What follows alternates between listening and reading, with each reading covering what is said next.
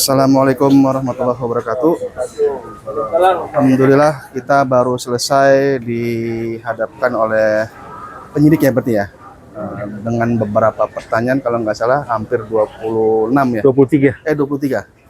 23 pertanyaan dengan pertanyaan-pertanyaan yang sangat mudah dijawab. Karena dengan nilai keikhlasan dan kesungguhan akidah kita setelah jawab pertanyaan tersebut. Cuman kita tunggu aja nanti proses dari kepolisian ini seperti apa terhadap kasus ini. Semoga bisa dibantu oleh pihak kepolisian. Mungkin seperti itu. Oke, alhamdulillah tadi udah selesai ya. Kemudian lumayan hampir 2 jaman lah ya kita mendampingin daripada Daud ya, tim lawyer semuanya dari LBH Gara Umat dan Bangsa, dan memang ada sekitar 23 pertanyaan. Kemudian alhamdulillah pertanyaan-pertanyaan yang ditanyakan oleh penyidik pun kita bisa jawab dengan gamblang ya, lalu kemudian juga bahkan menyangkut dengan bentuk videonya, semuanya kronologinya kita udah jelaskan semuanya. Bahkan alhamdulillah juga kita ada titipkan satu flash disk yang berisikan terkait dengan 2 video ya, 2 video menyangkut dengan bukti sebagai bukti terkait dengan tindak pidana yang dilakukan oleh pelaku. Dan ya mudah-mudahan dan penyidik juga kooperatif. Tadi ada bahasa bahwa geram juga hati yang paling dalam juga merasa disakiti kan, karena juga alhamdulillah penyidik juga bagus lah seperti itu. Mungkin dari 23 pertanyaan apa aja yang ditanyakan yang paling bisa ya terkait dengan kronologi lah ya, awal beliau dapat dari mana dan beliau bisa menjelaskan, kemudian bagaimana proses videonya itu dan kata kalimat-kalimat yang dia ucapkan itu pun alhamdulillah bisa kita menjelaskan. Apalagi kan ada bahasa laknatullah bisa kita terjemahkan yang berarti bahwa semoga Allah melaknat, kemudian finnar artinya di neraka, dan itu pun kita bisa menjelaskan ya secara harfiah seperti itu. Alhamdulillah sih pertanyaan-pertanyaan sangat memudahkan, dan mudah-mudahan unsur-unsur terkait dengan pidana juga saya rasa dengan BAP tadi bisa cukup lah menjadi dasar untuk penyidik lalu kemudian mengembangkan. Kemudian alhamdulillah juga kita udah menyampaikan terkait dengan saksi juga. Saksi ada 2 saksi yang kita saksi yang kita insya Allah juga dalam waktu dekat akan dipanggil. Dalam hal ini adalah Ustadz Nurdin ya. Ustadz Nurdin salah satunya, kemudian ada Pak siapa lagi? Supriyono. Muaz Supriyono juga insya Allah dalam waktu dekat kita akan komunikasi dengan penyidik untuk menghadirkan saksi. Dan insya Allah kami akan siap untuk mendampingin proses pemeriksaan saksi berikutnya.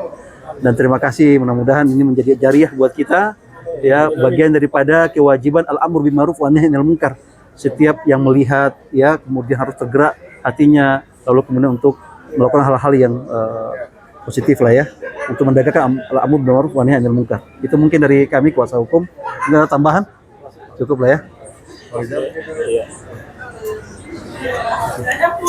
Ya, mungkin apa nih pertanyaannya? Iya. Informasi dari penyidik ada untuk terlapor kapan kira-kira akan dipanggil atau dimintakan atau dijemput, dapat info dari selesai ini ya, selesai saksi ya, panggilan saksi. Setelah daripada pemanggilan beliau, kemudian pemanggilan saksi ya, mendapat keterangan dari saksi, maka lalu kemudian akan panggil si pelapornya, si terlapornya. Tadi informasi pada mungkin Insyaallah. Ya, pertama alhamdulillah ya Ustadz Daud ya, Ustadz Daud, Muhammad Daud telah melaksanakan tugas umat untuk melaporkan orang yang berbuat kejahatan. Ya, kita kualifikasikan melakukan kejahatan. Dan memang ya kalau kita melihat kejahatan harus diubah ya. Man ra'a minkum munkaron falyughayyirhu biyadihi fa illam yastati fa bilisanihi fa illam yastati fa biqalbihi fadzalika adaful iman. Jadi sebenarnya sedang melaksanakan tugas Rasulullah SAW juga, tugas umat, juga tugas Nabi. Oleh karena ini pekerjaan kenabian, buah. Ya, kita bisanya dengan apa? Kekuatan hukum salah satunya, gitu kan. Kemudian di lisan kita dalam BAP penyampaian di tulisan-tulisan itu kan gitu di BAP, dan tentu hati kita yang kita sambungkan terus ke umat, karena kita berjuang untuk bukan pribadinya Ustadz Daud. Ya, Ustadz Daud nggak ada punya kepentingan pribadi. Yang sedang diperjuangkan bersama kuasa hukum ini kepentingan umat, ya, berdasarkan implementasi nubuah, gitu ya. Insya Allah dengan spirit kuat itu nanti dapat dukungan dari umat kita. Ya, makin besar, makin besar, makin besar. Dan ini adalah karakter Syiah, gitu. Karakter Syiah yang memang menista sahabat, menista Rasulullah, menista juga istri-istri Nabi, gitu kan. Quran juga dia bolak-balikan, tahrif katanya kan, Quran juga tidak diyakini otentik.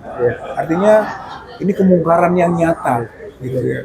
Kita berbuat sekarang sedang mengubah kemungkaran itu. Insya Allah, saya kira nanti ke depan akan ada lagi tadi panggilan saksi, panggilan mungkin juga nanti sampai ke terlapor, ya kan, bukti-bukti. Saya kira udah cukup lah. Hanya saya inginkan nanti ada pengembangan. Bukan hanya pengembangan pada aspek penistaan agama ya, yang disebut pasal 300, 301 dan seterusnya, 305, tapi ke undang-undang ITE-nya. Karena apa? Kita khawatir kalau hanya yang 300 itu angka ancamannya 3 tahun. Takut ada alasan dari pihak mereka nggak perlu tahan, biar aja. Kalau kita pakai ujaran kebencian juga, gitu kan, ujaran kebencian berbasis sara, saya kira kena itu 6 tahun, gitu.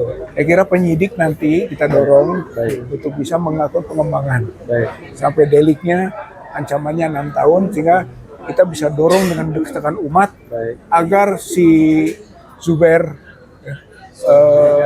Haidar ditahan, tangkap, gitu kan, nggak bisa dibiarkan ini. Tangkap, tahan, baru diproses. Saya kira ini saja, saya memberi apresiasi besar terhadap perjuangan ikhwan sekalian. Insya Allah Allah akan membantu kita memudahkannya dan memberi kemenangan. Saya kira itu saja dari saya. Terima kasih. Assalamualaikum warahmatullahi wabarakatuh.